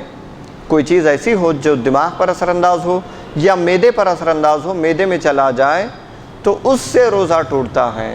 باقی بدن کے کسی اور حصے میں کوئی چیز داخل ہو جائے تو اس سے روزہ نہیں ٹوٹتا۔ تو مصنف کا یہ موقف ہے کہ روزے کی حالت میں انجیکشن لگوانے سے روزہ نہیں ٹوٹتا۔ ہمارا موقف یہ ہے کہ روزے کی حالت میں انجیکشن لگوانے کے متعلق سے بھی بعض علماء اس کی تائید کرتے ہیں، بعض علماء اس کے متعلق سے کہتے ہیں کہ حالت روزہ میں انجیکشن لگوانے سے روزہ ٹوٹ جاتا ہے، چونکہ روزہ ایک عظیم عبادت ہے، اللہ کا پسندیدہ عمل ہے اور فرض ہے۔ اس روزے کا ہمیں حد درجہ اہتمام کرنا چاہیے، جہاں تک ہو سکے اس روزے کو بچانے کی کوشش کرنی چاہیے۔ ہمارے نزدیک بہتر یہ ہے کہ اگر کسی کو انجیکشن لگوانے کی ضرورت ہے، انجیکشن لگائے بغیر کوئی چارہ نہیں ہے، انجیکشن لگائے بغیر کوئی صورت نہیں ہے انجیکشن سے بچنے کی، زیادہ پریشان ہے یا انجیکشن لگانا بہت ضروری ہے، تو اس صورت میں روزے کی حالت میں انجیکشن لگوائے تو اس کے لیے حکم ہے کہ روزہ نہیں ٹوٹے گا۔ ورنہ عام صورتوں میں یعنی انجیکشن لگانے کی ضرورت نہیں ہے پھر بھی انجیکشن لگا رہے ہیں تو ایسی صورت میں اجازت نہیں ہے کہ وہ انجیکشن لگائے۔ خلاصہ کلام یہ ہے، بہتر یہی ہے کہ بالکل سخت ضرورت ہو تو انجیکشن لگوائے، ورنہ انجیکشن نہ لگائے۔ اگر کسی نے ضرورت کی وجہ سے انجیکشن لگایا تو اس کا روزہ نہیں ٹوٹے گا، بلا ضرورت انجیکشن لگانے سے بچنا چاہیے۔ افلاس کی وجہ سے کفارہ ساقط نہیں ہوتا، جیسا کہ ہم نے ابھی عرض کیا، اگر کوئی شخص رمضان کا روزہ توڑ لے تو اس پر کفارہ واجب ہو جاتا ہے۔ ٹوٹنا الگ ہے، توڑنا الگ ہے۔ اگر کوئی شخص اپنے عمل سے جانتے بوجھتے ہوئے روزے کو توڑ دیا تو اس پر کفارہ لازم ہوتا ہے، اور یہ کفارہ بسبب افلاس اس سے ساقط نہیں ہوتا، یعنی غریبی کی وجہ سے، مال و دولت نہ ہونے کی بنیاد پر یہ کفارہ ختم نہیں ہو جاتا، بلکہ حدیث شریف میں جس اعرابی کا ذکر ہے اس سے بھی کفارہ ساقط نہیں ہوا تھا، چونکہ وہ شخص مضطر تھا۔ اس لیے رسول اللہ صلی اللہ علیہ وسلم نے کھجوریں کھانے کے لیے دے دیں، لیکن یہ نہیں فرمایا کہ تجھ سے کفارہ ساقط ہو گیا۔ دیکھیں، حضور نے اسے یہ نہیں کہا کہ اتنی آخری حالت تک بھی وہ پہنچ گیا تھا، یعنی کوئی عمل اس سے کفارے میں سے کوئی عمل اس سے نہیں ہو سکتا تھا، نہ وہ غلام کو آزاد کر سکتا تھا، نہ 60 روزے ادا کر سکتا تھا، نہ ہی صدقہ کر سکتا تھا۔ اس کے باوجود بھی حضور نے یہ نہیں فرمایا کہ تم سے کفارہ ساقط ہو گیا، تمہارے اوپر سے کفارہ ہٹ گیا، اب کفارے کی ضرورت نہیں ہے۔ اس کی فراغت اور وسعت تک کفارہ موقوف ہو گیا تھا، بلکہ حقیقت یہ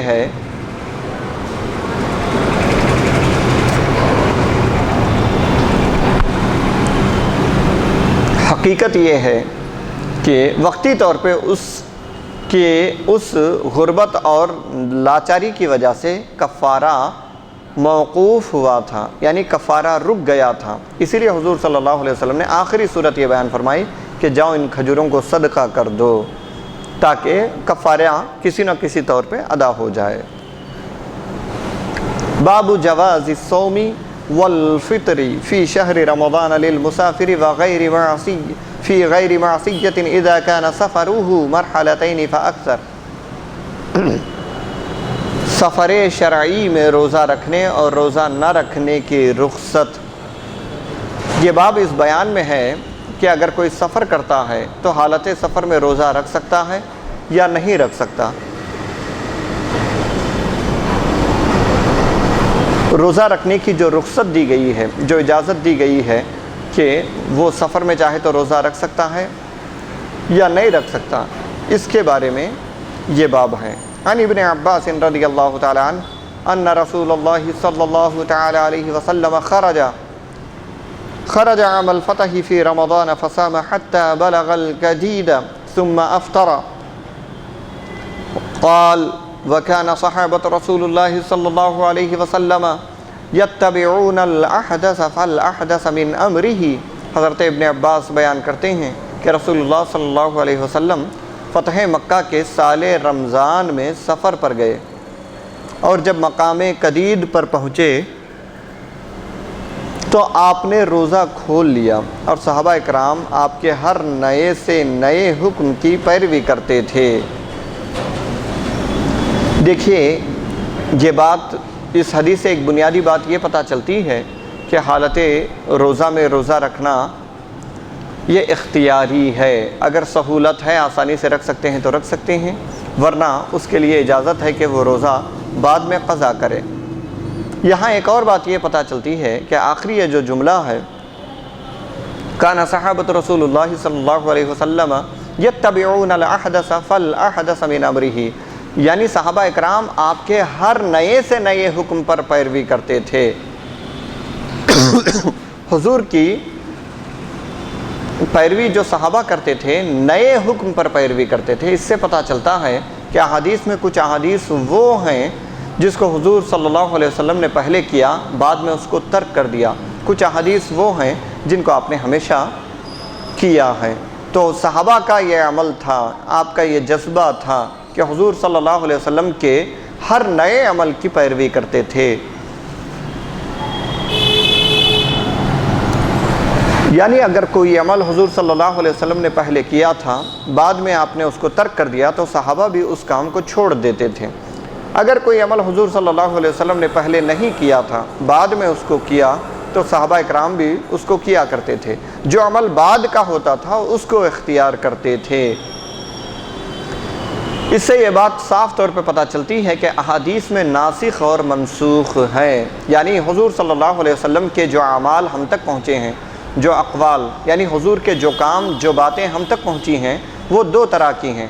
ایک وہ کہ بعض کو حضور صلی اللہ علیہ وسلم نے پہلے ہی انجام دے دیا تھا، بعض وہ جس کو بعد میں ترک کر دیا تھا۔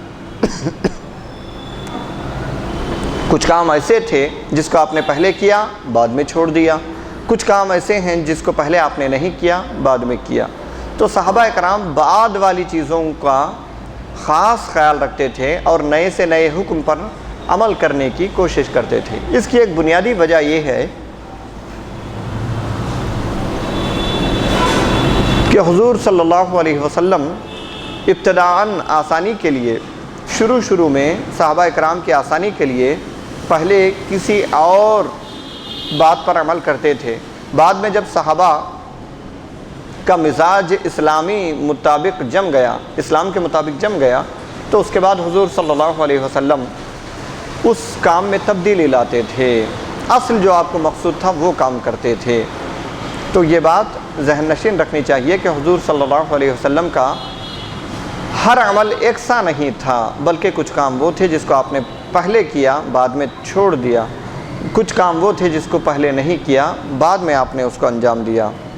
عن الزہری رضی اللہ تعالی عنہ بہذا الاسناد مثلہ، ایک اور سند سے بھی یہ حدیث مروی ہے۔ سفیان کہتے ہیں کہ میں نہیں جانتا کہ یہ قول کس کا ہے، نبی کریم صلی اللہ علیہ وسلم کے آخری قول پر عمل کیا جاتا تھا۔ عن الزہری بہذا الاسناد وقال الزہری کان الفطر آخر الامرین وانما یؤخذ من امر رسول اللہ صلی اللہ علیہ وسلم بالآخر فالآخر۔ قال الزہری فصبح النبی صلی اللہ علیہ وسلم مکہ لثلاث عشرۃ خلت من رمضان۔ امام زہری کہتے ہیں کہ روزہ کھول لینا رسول اللہ صلی اللہ علیہ وسلم کا آخری عمل تھا، یعنی حالت سفر میں تھے، حالت سفر ہی میں درمیان میں حضور صلی اللہ علیہ وسلم نے افطاری کر لی تھی۔ یہ حضور صلی اللہ علیہ وسلم کا آخری عمل تھا، اور حضور صلی اللہ علیہ وسلم کے آخری عمل پر ہی عمل کرنا چاہیے۔ اور زہری کہتے ہیں کہ رسول اللہ صلی اللہ علیہ وسلم 13 رمضان کی صبح کو مکہ پہنچے تھے۔ ایک اور حدیث اسی باب میں ہے، عن ابن شہاب بہذا الاسناد مثل حدیث اللیثی۔ حضرت ابن شہاب زہری بیان کرتے ہیں کہ صحابہ اکرام آپ کے آخری عمل پر عمل پیرا ہوتے تھے، آپ کے آخری عمل کو ناسخ قرار دیتے تھے، یعنی آپ کا جو آخری عمل ہوتا تھا وہ عمل پہلے والے عمل کو ختم کرنے والا ہوتا ہے۔ اس کی بہترین مثال یہ ہے کہ حضور صلی اللہ علیہ وسلم پہلے رفع دین کیا کرتے تھے، بعد میں آپ نے رفع دین کرنا چھوڑ دیا۔ رفع دین کرنے کی روایات بھی موجود احادیث میں ہیں، اور رفع دین نہ کرنے کی روایات بھی احادیث میں موجود ہیں۔ ایک عام قاری جب ان احادیث کو پڑھتا ہے تو وہ تشویش میں مبتلا ہوتا ہے۔ ایک جگہ پر حضور صلی اللہ علیہ وسلم کے رفع دین کرنے کا ذکر ہے، اور دیگر مقامات پر رفع دین نہ کرنے کا ذکر ہے، دونوں صحیح احادیث سے مروی ہیں، تو ہم کسے اختیار کریں کسے اختیار نہ کریں؟ تو ہمارے لیے تشویش میں مبتلا ہونے کی ضرورت نہیں ہے۔ صحابہ کا یہ عمل ہمارے لیے قابل قبول ہے کہ امام زہری نے فرمایا کہ صحابہ اکرام جو حضور کا نیا عمل ہوتا تھا فکان، دیکھیے حدیث کے الفاظ ہیں، قال ابن شہاب فکانوا یتبعون الاحدث فالاحدث من امرہ یرونہ الناسخ المحکم، کہ صحابہ اکرام حضور صلی اللہ علیہ وسلم کے آخری عمل کی پیروی کرتے تھے، آپ کے آخری عمل کو ناسخ قرار دیتے تھے۔ امام مسلم نے اس کو روایت کیا ہے۔ صحابہ کا یہ عمل تھا کہ حضور کے آخری عمل پر آپ عمل کیا کرتے تھے، اسی کو اختیار کر لیا کرتے تھے، اور ان کا یہ نظریہ تھا، وہ یہ مانتے تھے صحابہ اکرام کہ حضور کا آخر کا عمل پہلے والے کے لیے ناسخ ہے، یعنی حضور نے جو بعد میں کام کیا وہ کام پہلے والے کو ختم کرنے والا ہے، اب اس پہلے والے کام کا اعتبار نہیں ہوگا۔ تو اس روشنی میں اگر ہم رفع دین کا مسئلہ سمجھنا چاہیں تو رفع دین حضور صلی اللہ علیہ وسلم پہلے کیا کرتے تھے اور بعد میں آپ نے ترک فرما دیا، تو اس اصول کے روشنی میں، یعنی صحابہ کا یہ عمل تھا کہ بعد کے عمل کو لے لیتے، بعد کے عمل کو ناسخ قرار دیتے، پہلے والے عمل کو منسوخ قرار دیتے تھے، تو اس لحاظ سے حضور صلی اللہ علیہ وسلم کا رفع دین نہ کرنا یہ عمل ناسخ ہے، یعنی یہ عمل آپ کا رفع دین کرنے والے عمل کو ختم کر دیتا ہے۔ اسی لیے امام اعظم ابو حنیفہ نے جو رفع دین کی حدیث عبداللہ ابن مسعود سے روایت کی ہے، اس کی وضاحت میں فقہاء نے بیان فرمایا، حضرت عبداللہ ابن مسعود رضی اللہ تعالی عنہ حضور صلی اللہ علیہ وسلم سے ان معاملات کو نقل کیا کرتے تھے جو آپ کے آخری زمانے کے تھے، جو کام حضور صلی اللہ علیہ وسلم سے آخری زمانے میں آخری وقت آپ سے سرزد ہوئے، ان کاموں کو حضرت عبداللہ ابن عباس نقل کرتے تھے، انہی کو روایت کرتے تھے، ان کاموں کو، ان اعمال کو دنیا تک پہنچاتے تھے۔ تو رفع دین نہ کرنے والی یہ جو حدیث ہے اس کو حضرت عبداللہ ابن مسعود نے روایت کیا ہے، اور امام اعظم ابو حنیفہ نے اسی لیے اس کو قابل عمل سمجھا کہ حضرت عبداللہ ابن مسعود حضور کے آخری دور کے اعمال کو روایت کرتے ہیں، لہٰذا رفع دین نہ کرنا یہ رفع دین کرنے والے عمل کو ختم کر دیتا ہے، یہ عمل ناسخ ہے، وہ منسوخ ہے۔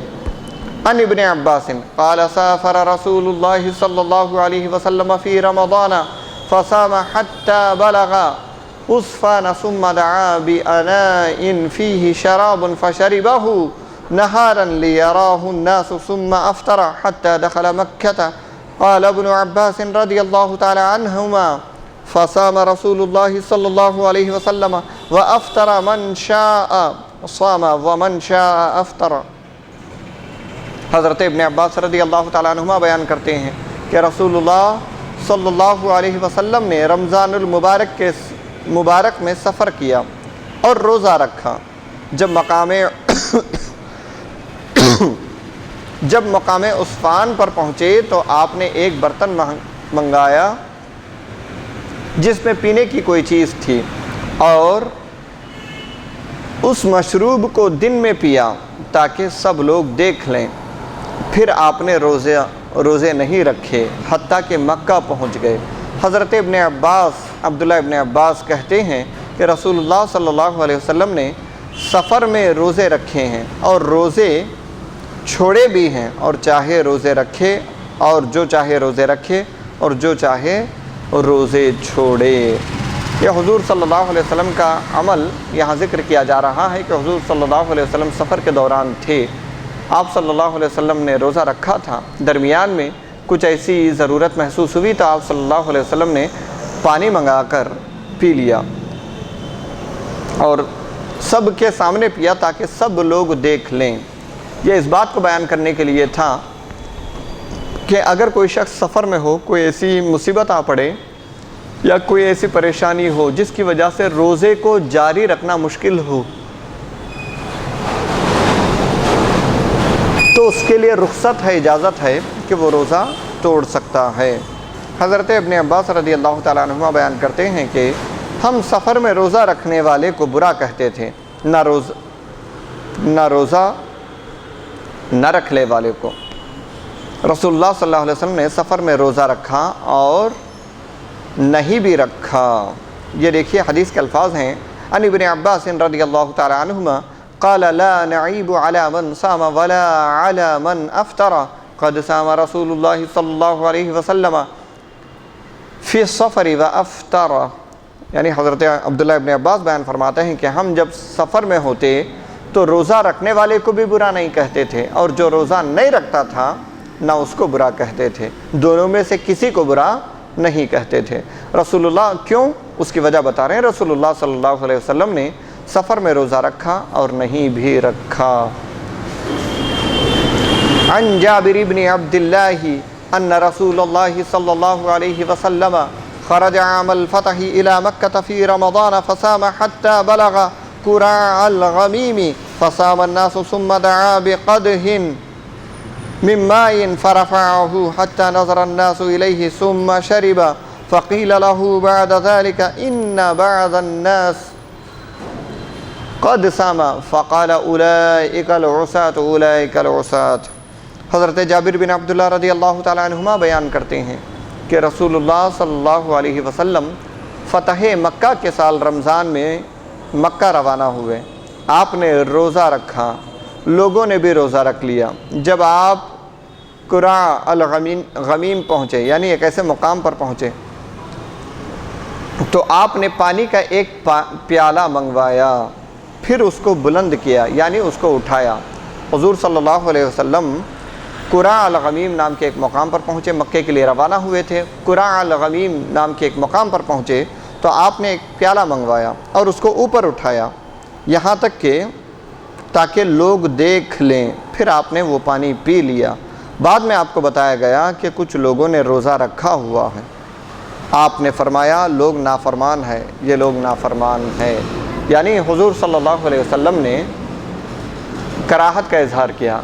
سفر میں حد سے زیادہ دشواری ہو تو روزہ نہ رکھنے کا حکم ہے۔ اس کے باوجود بھی حد درجہ سختی کو اختیار کرتے ہوئے بھی بعض لوگوں نے روزہ جاری رکھا تھا، تو حضور صلی اللہ علیہ وسلم نے کہا یہ لوگ نافرمان ہیں، یعنی اس سے مطلب یہ ہے انہوں نے ناپسندیدہ کام کیا، اتنی سختی میں روزہ نہیں رکھنا چاہیے تھا۔ اسی معنی کی کئی روایتیں ہیں اس باب میں۔ آگے ایک اور حدیث ہے، عن جعفر بهذا الاسناد وزاد فقيل له ان الناس قد شق عليهم الصيام وانما ينظرون فيما فعلت فدعا بقدح من ماء بعد العصر۔ ایک اور سند سے یہ حدیث بھی مروی ہے کہ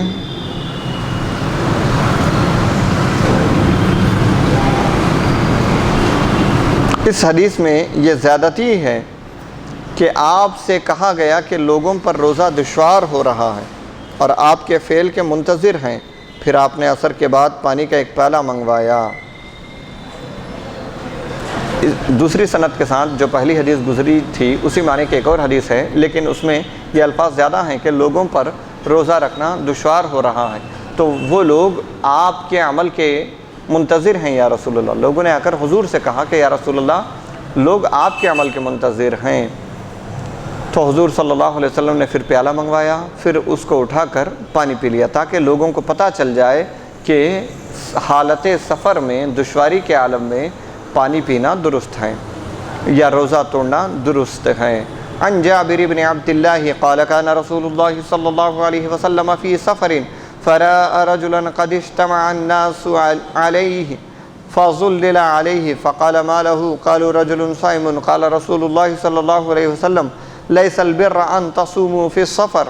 حضرت جابر بن عبداللہ رضی اللہ تعالیٰ عنہما بیان کرتے ہیں کہ رسول اللہ صلی اللہ علیہ وسلم ایک بار سفر کر رہے تھے، آپ نے دیکھا کہ ایک شخص کے گرد لوگ جمع ہیں اور اس پر سایہ کیا گیا۔ آپ نے پوچھا کیا ہوا؟ لوگوں نے کہا یہ شخص روزہ ہے۔ اس پر رسول اللہ صلی اللہ علیہ وسلم نے فرمایا سفر میں روزہ رکھنا نیکی نہیں ہے، یعنی اس پر کوئی ایسی کمزوری طاری ہو گئی تھی، ایک شخص حالت سفر میں روزہ رکھا ہوا تھا، سفر کی شدت اور گرمی کی وجہ سے اس پر کوئی ایک ایسی حالت طاری ہو گئی تھی کہ وہ گر پڑا تھا، تو لوگ اس کو گھیر لیے تھے۔ حضور نے پوچھا کہ اس کو کیا ہوا؟ لوگوں نے بتایا کہ یا رسول اللہ یہ شخص سفر میں روزہ رکھا، اس نے سفر میں روزہ رکھا۔ تو پھر اس پر حضور صلی اللہ علیہ وسلم نے فرمایا سفر میں روزہ رکھنا نیکی نہیں ہے۔ آپ نے بیان فرمایا کہ سفر میں روزہ رکھنا کوئی نیکی نہیں ہے۔ اس سے مراد یہ تھا کہ دشواری ہوتے ہوئے، تکلیف ہوتے ہوئے روزہ رکھنا یہ کوئی نیکی کی بات نہیں ہے۔ عن جابر بن عبداللہ رضی اللہ تعالی عنہ یقول رأى رسول اللہ صلی اللہ علیہ وسلم رجلا بمثلہ۔ جابر بن عبداللہ سے ایک اور روایت اسی طرح ہے جس میں رسول اللہ صلی اللہ علیہ وسلم نے ایک شخص کو دیکھا، اس کے بعد پوری روایت پہلی حدیث کے مثل ہے۔ عن شعبة بهذا الاسناد نحوه زاد قال شعبة وكان يبلغني عن يحيى بن ابي كثير انه كان يزيد في هذا الحديث وفي هذا الاسناد انه قال عليكم برخصة الله الذي رخص لكم قال فلما سألته لم يحفظه۔ ایک اور سند کے ساتھ بھی حدیث مروی ہے اور اس میں یہ ہے کہ رسول اللہ صلی اللہ علیہ وسلم نے فرمایا اللہ تعالیٰ نے تمہیں جو رخصت دی ہے اس پر عمل کرنا تم کو لازم ہے، یعنی اللہ تعالیٰ نے جو امت کے لیے رحمت کا معاملہ فرمایا ہے، آسانی کا معاملہ فرمایا ہے، اس پر عمل کرنا لوگوں کے لیے ضروری ہے۔ راوی کہتے ہیں کہ جب میں نے ان سے دوبارہ پوچھا تو ان کو یہ جملہ یاد نہیں تھا۔ جب راوی نے دوبارہ پوچھا تو ان کو یہ جملہ یاد نہیں تھا، یعنی اللہ تعالیٰ نے جب رخصت دی ہے اس پر عمل کرنا لازم ہے، یہ جملہ دوبارہ راوی نے پوچھا تو ان کو یہ جملہ یاد نہیں تھا۔ حضرت ابو سعید خدری سے ایک اور روایت ہے عن ابی سعید الخدری رضی اللہ تعالی عنہ قال غزونا مع رسول اللہ صلی اللہ علیہ وسلم بست عشرۃ مضت من رمضان فمنا من صام ومنا من افطر فلم يعب الصائم على المفطر ولا المفطر على الصائم۔ حضرت ابو سعید خدری رضی اللہ تعالی عنہ بیان فرماتے ہیں کہ 16 رمضان کو ہم رسول اللہ صلی اللہ علیہ وسلم کے ساتھ ایک جہاد میں گئے، ہم سے کچھ لوگ روزے سے تھے، ہم میں سے کچھ لوگ روزے سے تھے اور کچھ کا روزہ نہیں تھا۔ روزہ دار نے روزہ چھوڑنے والے کی مذمت کی، نہ روزہ چھوڑنے والے نے روزہ دار کی مذمت کی۔ یہ حضرت ابو سعید خدری فرما رہے ہیں کہ حضور صلی اللہ علیہ وسلم کے ساتھ صحابہ کرام کی جماعت جہاد میں تھی، جہاد میں گئے ہوئے تھے، حالت سفر میں تھے، تو کچھ لوگوں نے روزہ رکھا، کچھ لوگوں نے روزہ نہیں رکھا۔ تو راوی بیان کرتے ہیں کہ ہم میں سے کسی نے نہ روزہ رکھنے والے کو برا بھلا کہا کہ تم نے روزہ کیوں رکھا ہے، نہ یہ کہا کہ جن لوگوں نے نہیں رکھا ان کو یہ کہا کہ تم نے کیوں نہیں روزہ رکھا ہے، کسی کو کوئی کچھ نہیں کہا۔ عن قتادہ بہذا الاسناد نحو حدیث حمام، ایک اور سند سے بھی یہی روایت مروی ہے، یعنی کون سی روایت؟ یعنی حضرت ابو سعید خدری نے جو کہا کہ ہم میں سے بعض لوگوں نے روزہ رکھا تھا ان کو ہم نے نہ برا کہا، نہ جن لوگوں نے روزہ رکھا تھا ان کو ہم نے برا کہا، کسی کو بھی برا نہیں کہا۔ اور سعید کی روایت میں 12 تاریخ ہے، شعبہ کی روایت میں 17 یا 19 تاریخ مذکور ہے۔ یہ جو حضور صلی اللہ علیہ وسلم جو سفر میں نکلے تھے، ایک حدیث میں 16 تاریخ ہے، ایک میں 19 تاریخ کا ذکر ہے، ایک میں 13 کا ذکر ہے۔ یہ جو تاریخ مختلف جو ہوئی ہیں اس کے متعلق سے مصنف فرماتے ہیں آپ مدینہ سے 10 تاریخ کو روانہ ہوئے اور مکہ مکرمہ میں 19 تاریخ کو داخل ہوئے، کسی نے درمیانی تاریخ کو ذکر کر دی، کسی نے آخر کی، یعنی اصل حضور صلی اللہ علیہ وسلم مدینہ سے جو روانہ ہوئے وہ 10 تاریخ کو روانہ ہوئے اور مکہ مکرمہ میں 19 رمضان کو پہنچے۔ تو اب کسی نے بیچ کی تاریخ کو ذکر کر دی کہ 13 تاریخ کو ہم فلاں جگہ تھے، کسی نے ذکر کیا کہ 16 تاریخ کو ہم فلاں جگہ تھے۔ تو ان روایتوں میں آپس میں کوئی ٹکراؤ نہیں ہے، کوئی آپسی اختلاف نہیں ہے۔ ایک اور حدیث ہے عن ابی سعید رضی اللہ تعالی عنہ كنا نسافر مع رسول اللہ صلی اللہ علیہ وسلم فی رمضان فما يعاب على الصائم صومه वला अलल मुफ्तिरी इफ्तारुहु। हज़रत अबू सईद खुदरी रदी अल्लाह ताला अन्हु बयान करते हैं कि हम रसूलुल्लाह सल्लल्लाहु अलैहि वसल्लम के साथ रमज़ान में सफ़र करते थे। रोज़ादार के रोज़े पर कोई तनकीद करता था, न रोज़ा छोड़ने वाले के इफ्तार पर, यानी न रोज़ेदार पर कोई तनकीद करता, न कोई उनको बुरा भला कहता, न रोज़ा छोड़ने वाले को कोई बुरा भला कहता था। अन अबी सईद अल-खुदरी रज़ियल्लाहु तआला अन्हु क़ाल कुन्ना नग़ज़ु मअ रसूलिल्लाहि सल्लल्लाहु अलैहि वसल्लम फ़ी रमज़ान फ़मिन्ना अस्साइमु व मिन्नल मुफ़्तिर फ़ला यजिदु अस्साइमु अलल मुफ़्तिरि वलल मुफ़्तिरु अला अस्साइमि यरौना अन्न मन वजद क़ुव्वतन फ़साम फ़इन्न ज़ालिका हसनुन व यरौना अन्न मन वजद ज़ुअफ़न फ़अफ़्तरा फ़इन्न ज़ालिका हसनुन। हज़रत अबू सईद खुदरी रज़ियल्लाहु तआला अन्हु बयान फरमाते हैं कि हम रसूलुल्लाह सल्लल्लाहु अलैहि वसल्लम के साथ रमज़ानुल मुबारक में जिहाद करते। हम में से किसी का रोज़ा होता था और किसी का नहीं। रोज़ादार और रोज़ा छोड़ने वाले को कुछ कहता न था, न रोज़ा छोड़ने वाला रोज़ेदार को कुछ कहता था। उनका ये ख़याल था कि जो रोज़े की ताकत रखता है और वो रोज़ा रख लेता है तो ये बेहतर है, और जो ज़ईफ़ है वो रोज़ा छोड़ देता है तो ये उसके लिए अच्छा है। बार बार वही बात आ रही है कि उस दौर में सहाबा इकराम न रोज़ा रखने वाले को कुछ कहते, न रोज़ा छोड़ने वाले को कुछ कहते। ये हालत सफ़र की बात हो रही है। सफ़र में चूँकि इजाज़त है, कुरान की आयात से बात साबित है कि मुसाफिर हालत सफ़र में सहूलत हो तो रोज़ा रखे, अगर सहूलत ना हो, कोई दुश्वारी हो, कोई परेशानी हो, या हालत सफ़र में वो रोज़ा रखने की ताकत नहीं रखता हो तो उसके लिए हुक्म है कि वो रोज़ा को छोड़ भी सकता है। दोनों हुक्म जब शरीयत की तरफ से है तो सहाबा का ये अमल था, न वो रोज़ा रखने वाले को कोई बुरा कहते थे, न रोज़ा छोड़ने वाले को कोई बुरा कहते थे। इससे एक बात और ये पता चलती है कि जो काम मुबाह हो या जो काम मुस्तहसन हो, बेहतर हो, उन कामों के करने न करने पर किसी की मलामत नहीं करनी चाहिए। हमारे यहाँ एक माहौल ये है कि कुछ मुस्तहब्बात हैं, कुछ मुस्तहब काम हैं, बेहतर काम हैं, उन कामों को अगर कोई नहीं करते उनको हम बुरा समझते हैं, उनको बुरी नज़र से देखते हैं। और मसलन जुल्फ़े रखना, बालों को लंबे रखना, जुल्फ़े रखना, ये मुस्तहब हैं, बेहतर हैं। अगर कोई जुल्फ़े नहीं रखते हैं तो बाज़ लोग इसको बुरा समझते हैं। हमा वक्त अमामा बांधना, ये मुस्तहब है, बेहतर है। अगर कोई हर वक्त दिन और रात अमामे की हालत में नहीं रहते तो ये कोई काबिल मलामत चीज़ नहीं है, बल्कि शरीयत में मलामत सिर्फ़ फ़र्ज़ व वाजिब के छूटने पर करने का हुक्म है। उसके अलावा कोई किसी दूसरे को मुस्तहब्बात में, नफली चीज़ों में, मुबाह चीज़ों में कोई शख्स किसी दूसरे की मलामत नहीं कर सकता, ना उसकी बुराई बयान कर सकता है, ना ही ये चीज़ें कोई तक़वे के लिए काबिल मियार हैं। अन अबी सईद अल-खुदरी